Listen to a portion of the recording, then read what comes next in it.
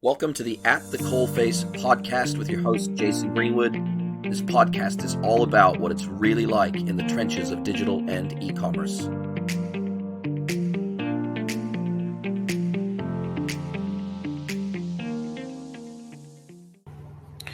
Welcome to the podcast, Fiona. How are you doing today? I'm doing great, Jason. How about you? Very, very good. It's cold this morning, though, in Auckland. I think it's the coldest night we've had so far this year. We're in the middle of winter, of course, down here. And it was pretty cold last night. But other than that, doing very well. Thank you.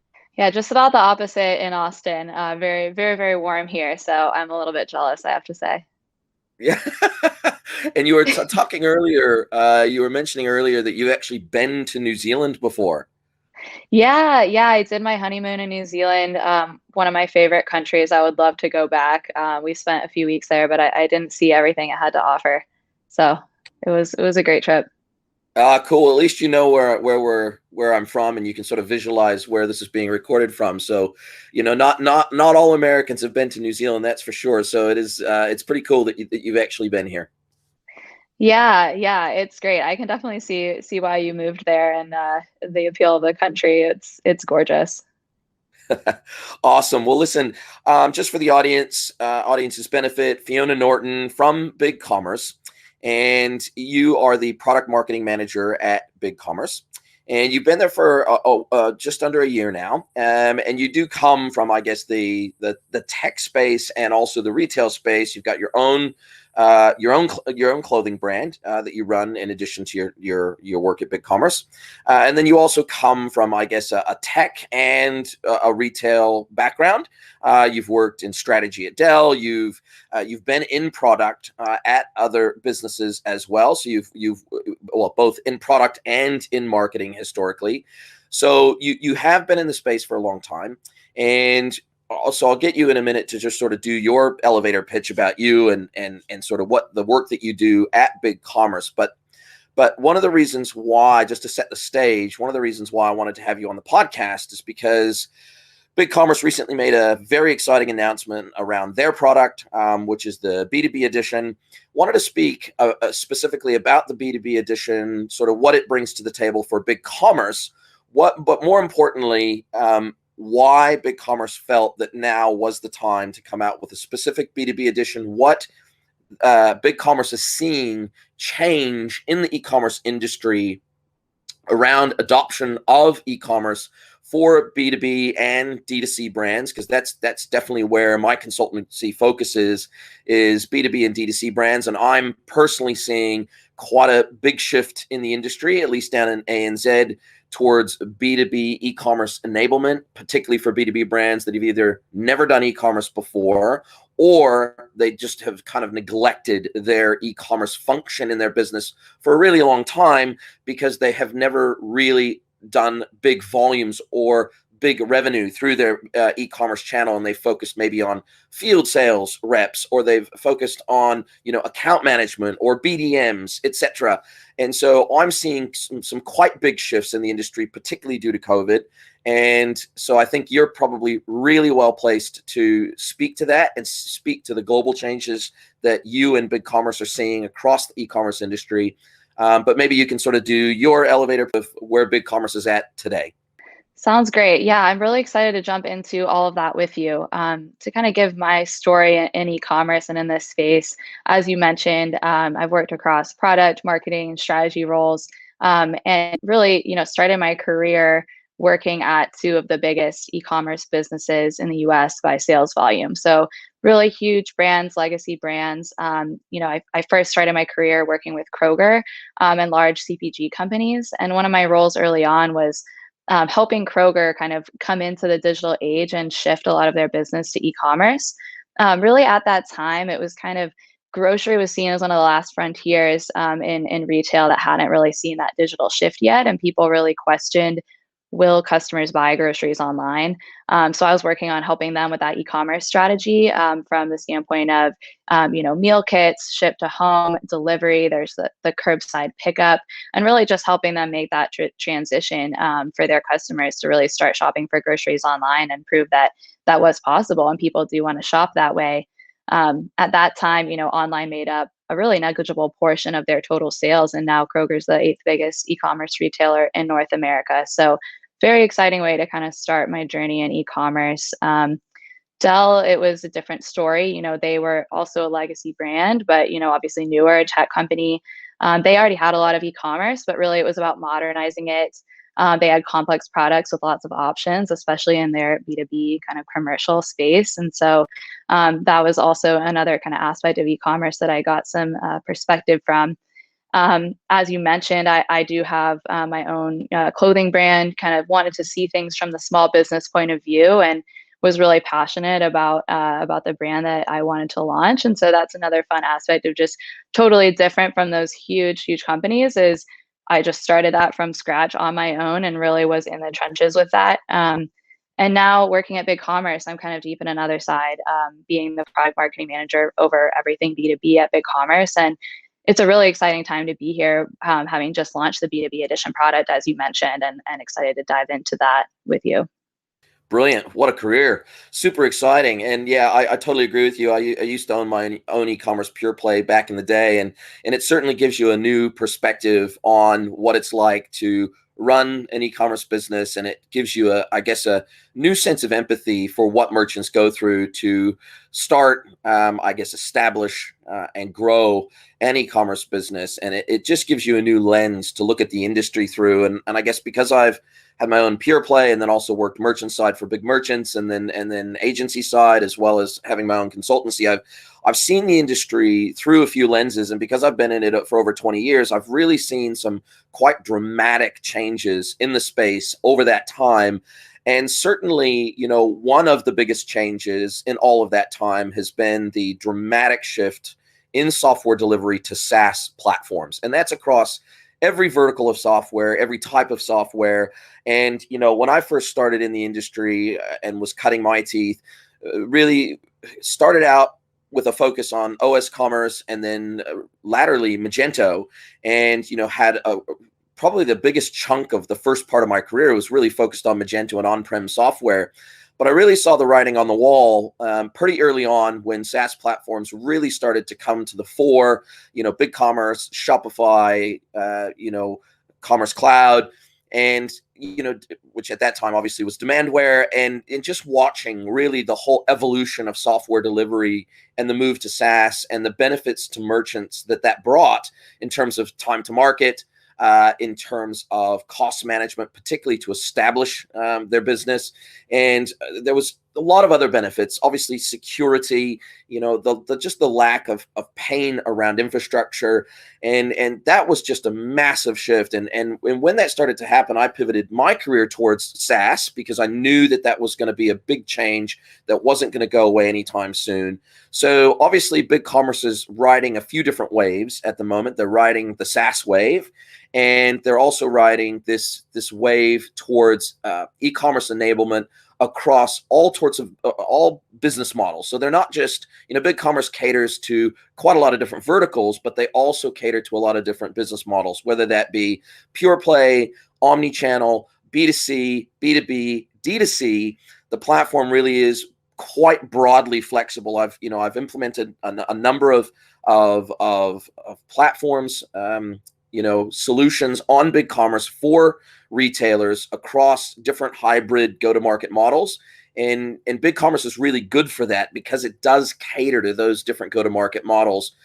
But if we start thinking about, the lens of both SaaS and B2B particularly, how do you see BigCommerce and the product development roadmap? Because you're specifically in the product space for BigCommerce. How does BigCommerce look at the world, and how is it seeing the needs of merchants evolve, particularly over the last, say, 18 months with COVID? Yeah, absolutely. I think that's a really interesting question and one that I've spent a lot of time thinking about. In the merchant perspective, I think just a few years ago, it was a win to just have a working e-commerce site in place, especially given the complexity of B2B commerce. I mean, when you put that lens on it, it was a bonus to even have an online store portal that worked. And if you had that, you could satisfy customers. With that, a lot of companies just really still had offline ordering. But now what we're seeing is kind of the shift that that's not enough anymore. And there's no question that things are changing in e-commerce, and that includes B2B e-commerce. Some of the changes we've seen, new tech native generations really entering the B2B workforce. They are expecting digital tools. The rate of innovation in B2C, customer experience and technology rising, and that trend, impacting the B2B space, where we see B2B buyers increasingly expecting B2B commerce to be just as easy and seamless as the shopping and the apps that they're used to as a consumer. I just saw some research from Wunderman Thompson showing that almost 3/4 of shoppers expect a similar experience buying on a B2B site as on a B2C site. So that's really astounding. I think we're really seeing that trend start to accelerate the change and the rise in customer expectations. And then on top of all of that, the pandemic really accelerated that change. I mean, you hit on it. There are different estimates, but I've seen 5, 10 years of acceleration. But either way, we know COVID multiplied all of these effects, and now B2B buyer expectations are just rising faster than ever before.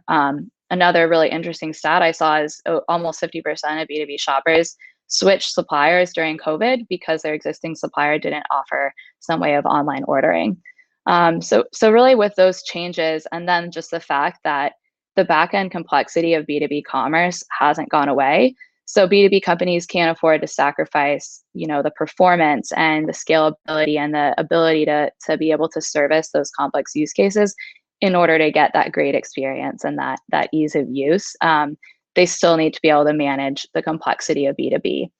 So really, from our perspective at BigCommerce, where does that leave us? I mean, it seems like it's such a hard challenge to solve, but B2B commerce technology is evolving really quickly, as well as these consumer expectations are.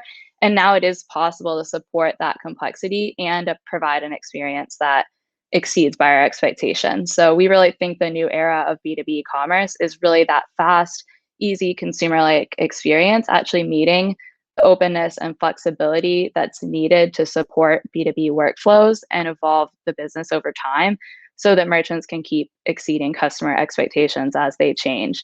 So that's where BigCommerce kind of comes in with this speed and kind of ease of use of SaaS, and then the openness and flexibility that we provide to kind of build for each unique B2B business. Awesome. Now, BigCommerce has always had, I guess, some of the underpinnings, the plumbing, the tooling for some of those complex B2B use cases. I'm thinking of things like store credit. I'm thinking of things like customer groups. I'm thinking of things like price list support. I'm thinking of things like complex product models and bundles and complex workflows. I'm thinking of things like checkout SDK and the ability to customize checkout on a per customer basis so that you can control things like the payment methods that they see. You can do real-time integration for credit stop and all sorts of other things, I guess, that oftentimes we see as needs in the B2B e-commerce space. BigCommerce has kind of always had some of that underlying base, MVP required tooling for B2B businesses that really they just can't operate without.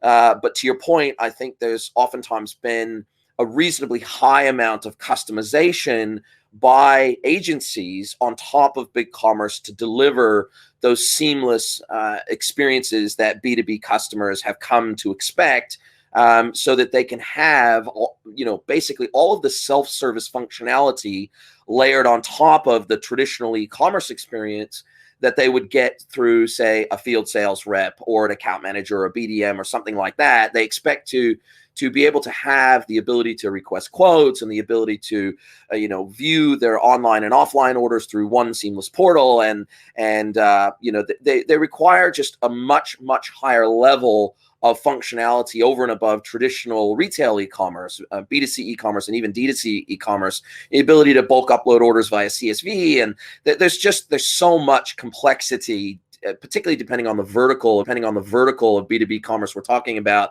There can be really high levels of complexity in the buying cycles and in the product complexity, and in the product categories that a B2B business will sell. There's just quite a lot of complexity that retail merchants traditionally don't even have to think about. Just doesn't even enter onto their radar. And when you think about even just pricing complexity alone, in traditional retail, you've typically got one SKU, one price, and that is a one-to-many relationship with all customers. In the B2B world, it's much more complex than that, and it's much more nuanced than that. Oftentimes, you'll have tiered pricing, you'll have customer group-specific pricing or discounting, and then sometimes, in addition to that, you will have price list-based pricing, and sometimes combinations of all three of those, all within the same business. So there is definitely much more complexity in the B2B space. And if we think about that complexity and we look at it through the BigCommerce lens, what was it, I guess, that BigCommerce saw coming down the pipe, or that it recognized perhaps in its own product, that it said, hey, we've still got some gaps here in our underlying product that we need to look at filling as rapidly as we can because of the rise of B2B e-commerce fueled by COVID, that said, hey, we actually need to address this through a custom edition or a custom subscription productized version of the platform that will help meet these additional needs in the marketplace? What was the thought process internally at BigCommerce that led to the B2B edition? Yeah, I think you provided a great background on that and kind of hit the nail on the head that BigCommerce already had the plumbing or the infrastructure to be extremely well suited to B2B and those needs and use cases. So what happened was we were seeing that traction. We had a significant B2B business with merchants doing very well on our platform for B2B, and we kind of got that great feedback from them. But we also saw a gap. We saw a need to add more advanced features for B2B merchants and really up level some of those capabilities, complementary to the native platform capabilities we already have. So you mentioned some of it, but really powerful price lists and customer groups to be able to provide that kind of one-to-one pricing down to the SKU level to get the custom pricing that B2Bs need.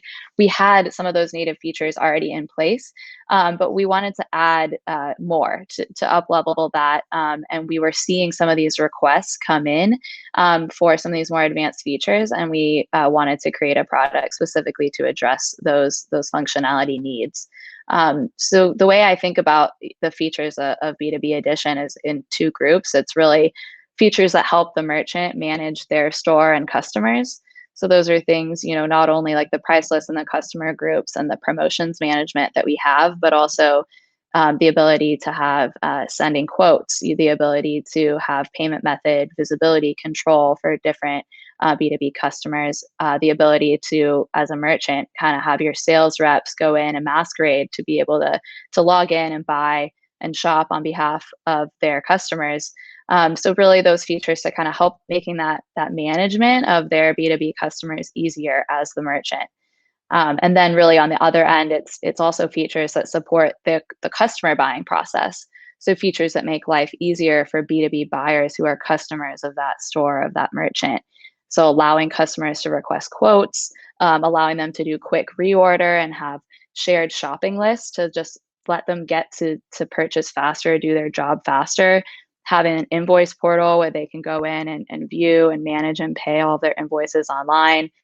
And then company account hierarchy is a really big one that we got requests for, which B2B Edition delivers, which is giving the merchant the ability to set those buyer roles and permissions for different people in their company, whether it's junior buyer, senior buyer, admin.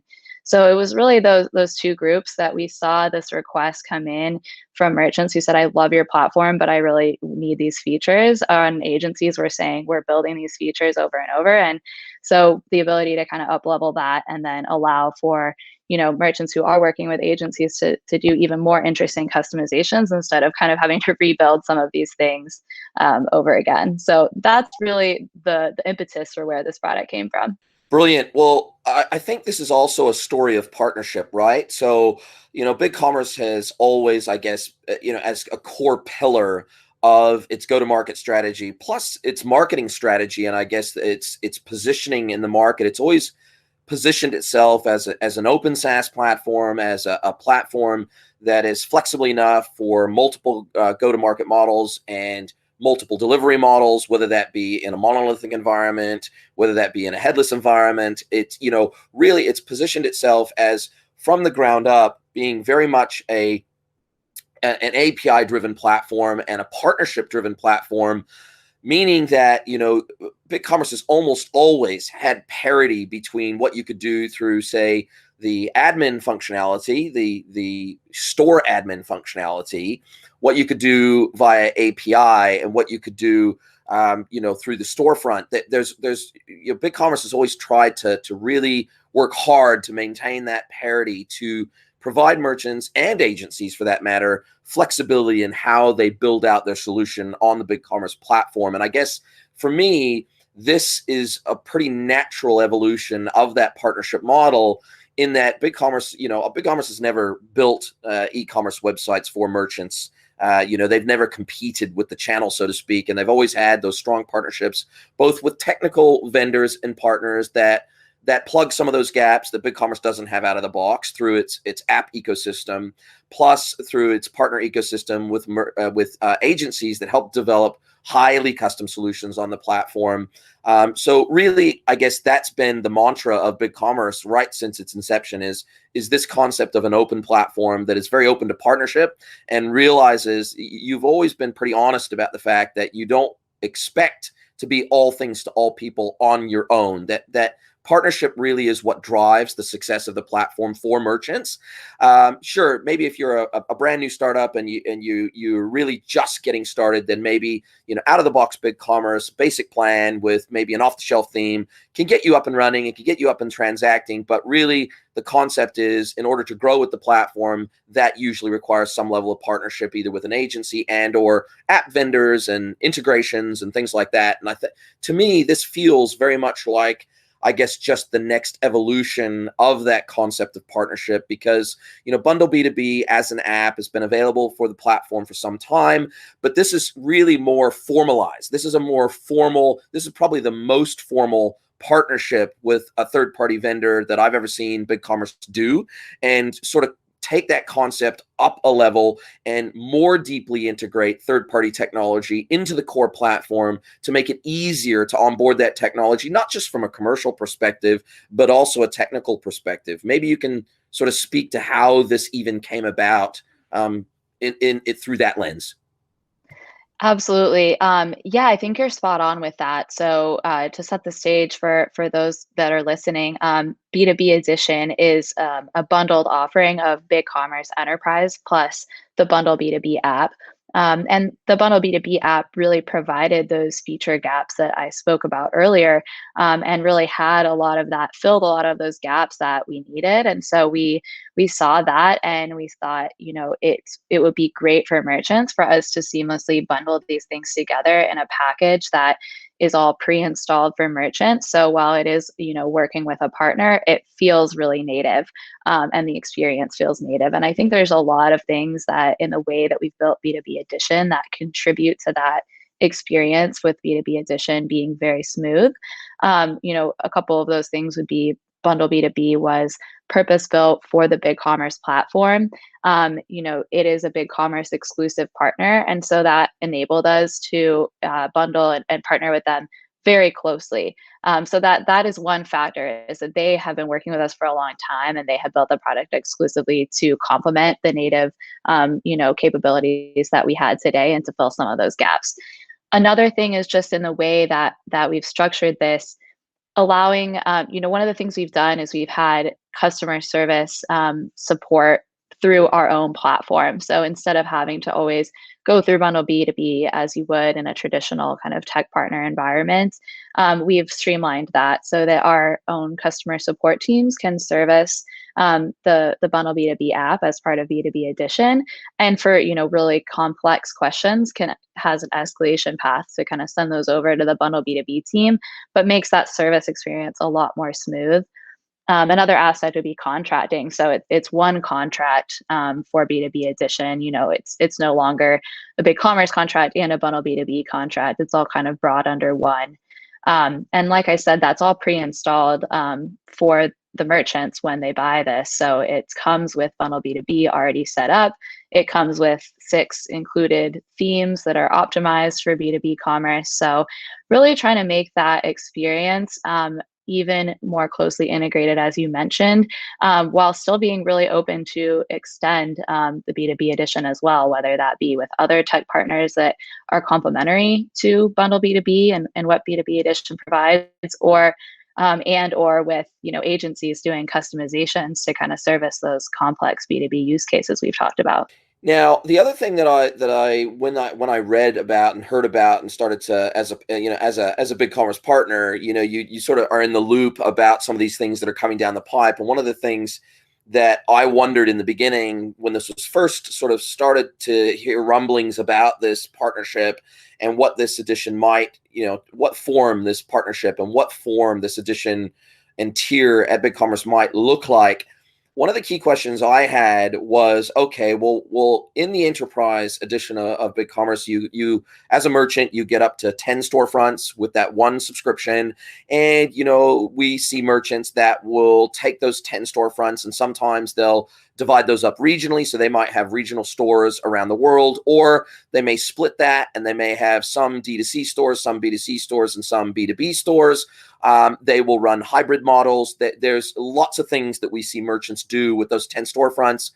Plus, they get free and included staging stores for those storefronts, just as part of their standard enterprise subscription. And so, I guess one of the questions I came in with was, okay, well, how's that going to work in an environment where you need one app subscription for Bundle B2B for potentially one or multiple of those 10 stores, but you may not need it for all of them. Say, for example, if you've got some B2C stores. And one of the nice things I think that really reassured me that BigCommerce is thinking ahead in this regard is the fact that when merchants come to negotiate, I guess, what they need in terms of their requirements from BigCommerce, that is negotiated on a case-by-case basis. So if you do need, Bundle B2B as part of all 10 storefronts, let's say you've got 10 B2B stores, 10 regional B2B stores around the world, then BigCommerce can support that. If you only need it for 2 of your storefronts, BigCommerce can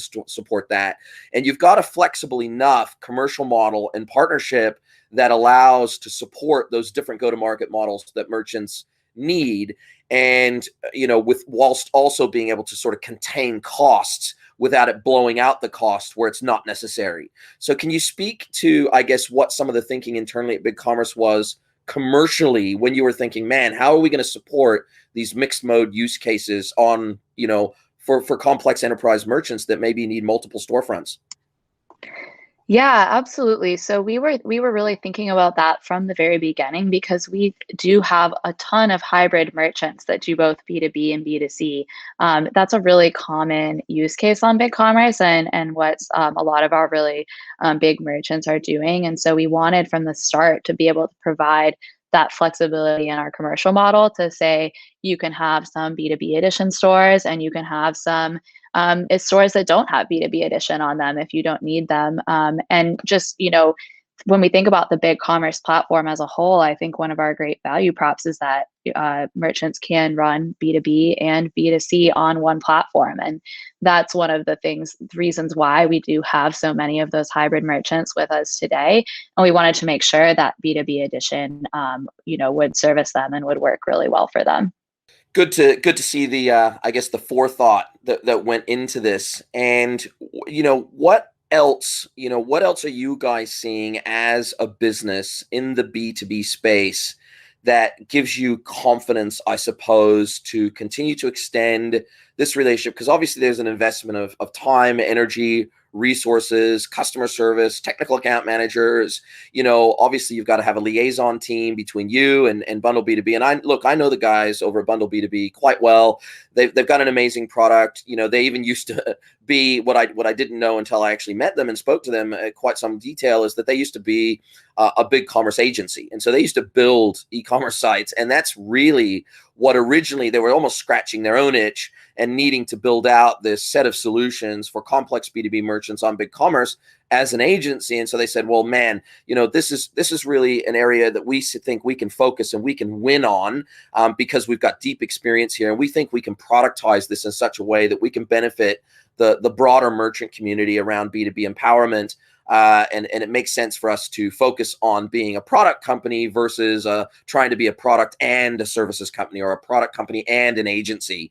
So what else are you seeing, I guess, evolve in the B2B space specifically that says, okay, this not only makes sense for now, but it makes sense for us as BigCommerce to continue to pour investment into this space for the long term, that we think this really has big legs for the future of our brand and the merchants that we work with? Yeah, I think there's a couple of different aspects that we've looked at that really give us that confidence that this is the right thing to do, and this is something that we want to focus on as a company and go big on. There's the market data. B2B commerce is growing even faster than B2C e-commerce, and we're seeing there's still that a huge swath of merchants who were, previously just offline or had maybe a small e-commerce presence through a portal, but really are now digitizing their business, especially after COVID and those changes that we talked about earlier on. So seeing that market data, we know that this is a huge need that isn't really addressed necessarily by the market right now. And that's something that we feel we're really well suited to help these merchants with, and really have that flexibility of BigCommerce is a lot easier than some of the legacy B2B e-commerce platforms, but now we also kind of have that power to run B2B e-commerce for them. So really feeling like our product is particularly well suited to serve the growing needs of these merchants who are coming online, as well as those who are already online and looking for something more agile. So really seeing that fit and getting feedback from merchants as well, merchants who are already using Bundle B2B on BigCommerce, and those merchants that we're now seeing having come in from B2B Edition, and that excitement and those success stories and metrics that we're seeing from how we've helped merchants. So I think that those are a couple of the things that we're seeing is just great feedback from merchants. We know where the market is going, and we know there's a lot of merchants out there that need a solution like this, and we feel really confident in from the reaction to B2B Edition that this was the right direction and that we want to continue to focus on it. Brilliant to hear. It's interesting. That sort of falls in line with what you've just said. I work with a hybrid brand that is a fully vertically integrated brand. I consult with them, and they are B2C, B2B, and D2C, and they're all under the one banner. So they're a manufacturer, wholesaler, distributor, all in one. And one of the things that I noticed about their business is they went to market to their existing B2B customers, and they did quite a lot of market research before they looked at some of their replatforming opportunities and what they could do to enhance the e-commerce experience for their B2B customers specifically. And they did some quite in-depth market research with those customers and asked them a whole bunch of questions around, what's great today about what we offer, what's not so great, what are you seeing in the market around your other B2B suppliers, what are the challenges that you face as a B2B customer, how can we help you overcome some of those challenges as a supplier, because we want to be as supplier friendly as we can, and as ultimately buyer friendly as we can be. And one of the things that came back in their research that I think was a little bit of a surprise to them, they kind of had an inkling of this, but it was really validated through their market research. And that was the fact that the pain point that a lot of these buyers surfaced to them was the fact that they deal with many different suppliers, and particularly, say for example, if it's a department store or a multi-category retailer that's buying off of a multitude of suppliers, one of the things that they said was, we have to sign into, potentially up to 100 different B2B portals or e-commerce sites, or think about different ways to integrate, whether it be EDI, whether it be via API. They just deal with a whole bunch of different B2B portal type environments. And what they said was, that's super painful, because they actually have to learn how to use, particularly the ones that are more complex and less user-friendly.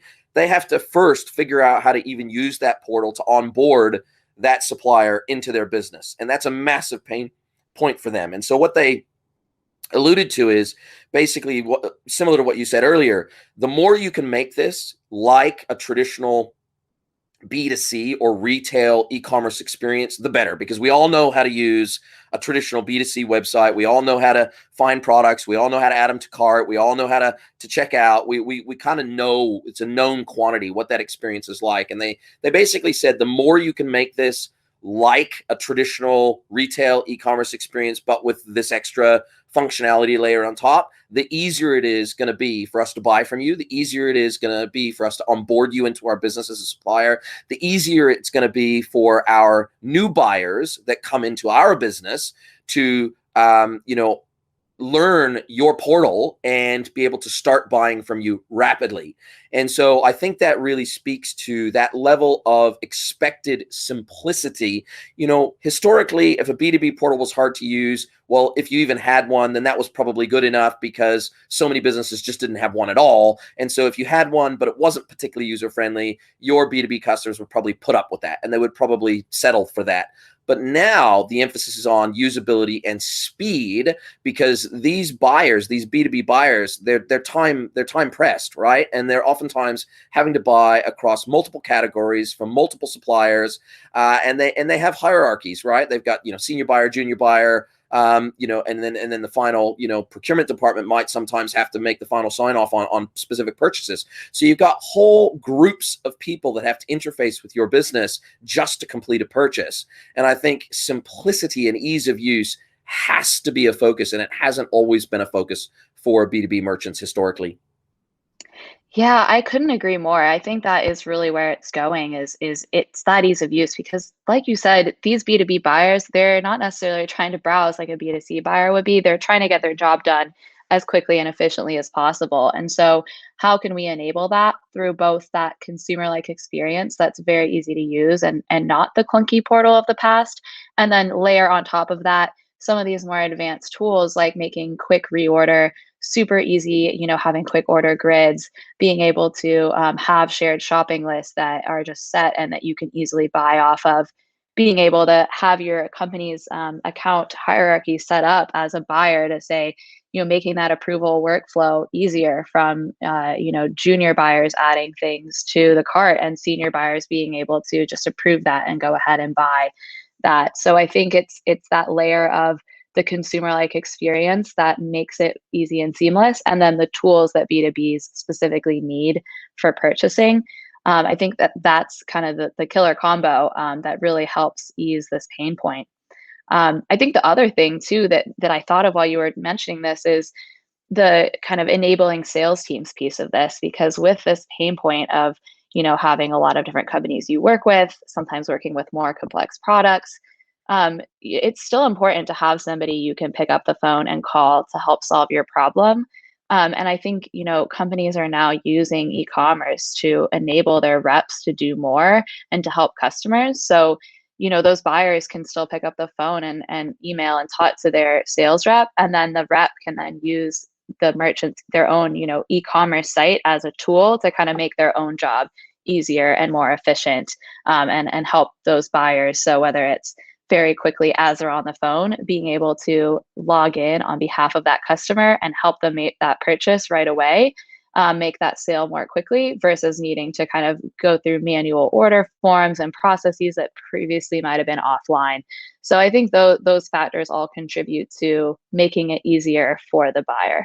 I'd agree with that. And it even extends to things like account application and sign up and approval processes, right? Which historically have been quite clunky. And so to even onboard a new B2B customer into your system or into your portal and then have that information integrated back to your ERP, et cetera, has been quite the process historically. And I think that process, just having that process be more seamless and easy and automated, means that some customers who maybe wouldn't necessarily jump through that many hoops to consider becoming a client of yours or a B2B customer of yours, if it's easy and the barrier to entry is super low, then and you reduce the friction, it's just like trying to reduce friction in the B2C world, right? We want to remove all the friction points for a customer to become a customer and to actually complete their purchase with us. Well, it's the same in the B2B world. We need to look at all the friction reducing things that we can to onboard those B2B customers really easily and seamlessly into our business so that they're delighted, right? They're almost surprised and delighted, like we would traditionally look in the B2C space. We're trying to surprise and delight the customer through the journey and through the experience. Well, we can start taking some of those concepts that we learned in B2C and apply those in the B2B sphere as well. And the other thing that leaps out at me, that oftentimes B2B merchants who maybe are only B2B and they don't have a B2C arm of their business, is they're oftentimes surprised at the leaps in technology enabled customer experience functions that they kind of almost get by default or can tap into by default in their B2B environment because of the rapid evolution of customer experience in B2C over the last, say, decade. And so things like, marketing automation, things like CDP, things like personalization. So whether that be a Nosto, a Klaviyo, or whatever, they can tap into an ecosystem of really rich experience-driven platform technology and enablements and integrations that are out of the box integrations with BigCommerce, that all of a sudden they can really rapidly go to market with a pretty advanced user experience for their B2B customers that maybe historically they'd have to build out something very custom to get to that same level. Is that one of the benefits you're seeing that B2B merchants are looking to take advantage of when they migrate to, or they're looking at BigCommerce as their next B2B platform?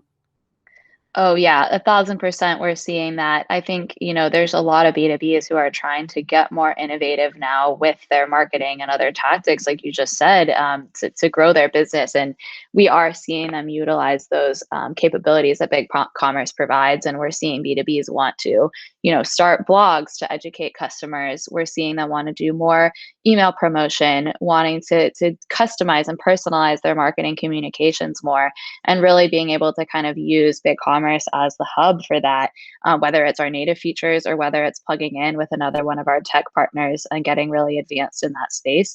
And what we're seeing is B2B is kind of starting small with that and then kind of expanding and growing as they're growing and evolving their business online to just become more and more robust. And I think that's one of the great things about BigCommerce is that flexibility to kind of, as you grow, maybe you were doing something with our native platform, and maybe you want to double down on that and really integrate with a tech partner to take that to the next level.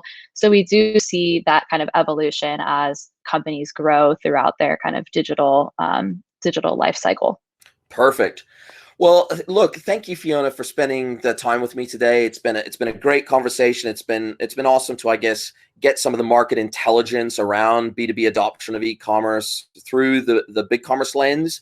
Look, I'm really excited about the platform and I guess the efforts that BigCommerce is making behind the scenes to meet the market where it is today, but also try to help form the vision of the future for where merchants really should be and can be tomorrow. So as a consultant, I've got to do the same thing. When I go in, I've got to meet the merchants where they are today, and then try to help them form a roadmap and a vision of the prize of tomorrow and what that can look like for their business. So I think, BigCommerce is well positioned to take advantage of that growth in the B2B space with the B2B Edition. It's an exciting addition to the portfolio, no question about it. It is going to make it easier for B2B merchants to onboard BigCommerce into their business and to develop their customer experience layer using the platform. So look, it's a really exciting time to be in digital. I can't imagine really doing anything else, to be honest with you, just because it is speeding up, and the adoption of digital, whereby historically, agencies and consultants may have had to sort of almost kick merchants, drag merchants kicking and screaming towards an e-commerce future, an e-commerce focused future, a digitally focused future. Now we're seeing the market is really coming to us for a change.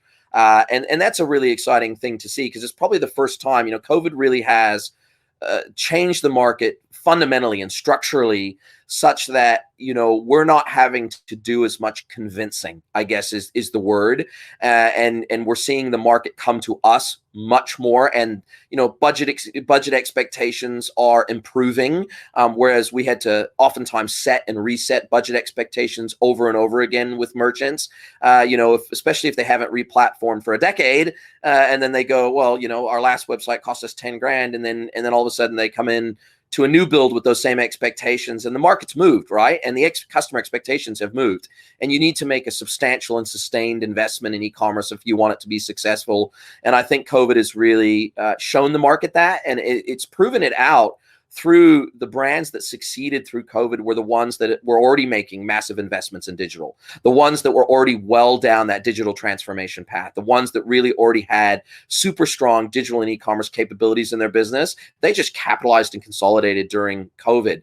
So, I think we're going to see that accelerate, and we're going to see bigger opportunities open up for those of us that work in digital and e-commerce, either from a tech and platform perspective like BigCommerce, or those of us that try to help enable merchants through knowledge transfer and knowledge and upskilling capabilities. Yeah, absolutely. I think, what you said is completely correct. Merchants know that this is important now. There's no doubt about it, especially after COVID, and they want to do this. They want to have a great e-commerce strategy, and I think they're coming to platforms like BigCommerce. They're coming to consultants like you for help, and we're in a good position to help them to reach their vision for their company and for that growth. And so it's a super exciting time to be working in this space and getting to help merchants and see the incredible results that they achieve when they do kind of adopt this business model, and they do have a really strong e-commerce site, and just the way that transforms their business. Awesome. Well, thank you, Fiona. Really appreciate you spending time with me today. And look, I'll be watching closely, the additional moves that BigCommerce makes in the coming years, particularly around the B2B space, and really excited to watch how this plays out for all of us moving forward. And I'd love to have you back on again, in maybe another year's time or whatever, and just sort of see the evolution that's taking place, particularly in the B2B e-commerce space. So thank you so much for your insights. Yeah, thank you. I love chatting with us about you, and would really enjoy coming back again. Thanks for listening to the At the Coalface podcast. If you want more At the Coalface, you can subscribe to our premium e-commerce and digital newsletter, At the Coalface Digest.